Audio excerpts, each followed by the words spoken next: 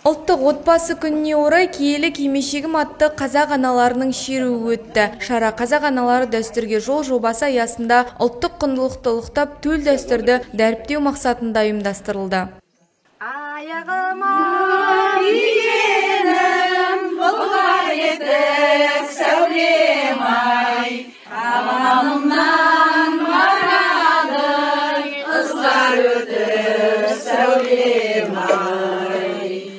Жақсы болсаң өнердің, алтын сәнді сәулем ай, болмасаң сарғызым, сырмашады сәулем ай.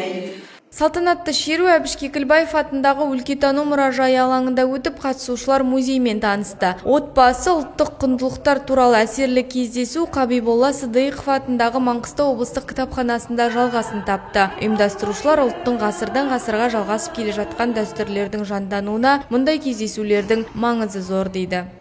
Киелі кимешек дегеннің өзі 1930 жылға дейін біздің аналарымыз киген екен. 30 жылдан кейін Ақтабан шұбырынды болған.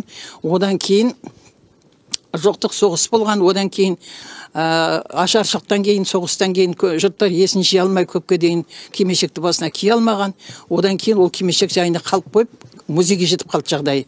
Мінекей осы қазіргі кезде киелі кимешегім деген Қазақстан бойынша ұлттық салт дәстүрдің қауымдастығы ашылды. Кездесуге Қазақстан Республикасы президенті жанындағы әйелдер істері және отбасы демографиялық саясат жөніндегі ұлттық комиссия мүшесі, қазақ аналары дәстүрге жол қоғамдық бірлестігінің негізін қалаушы Айнұр Жүгінісова арнайы қатысты.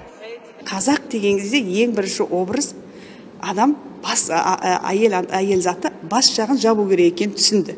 Ол ешқандай ең бірінші өзім бастадым.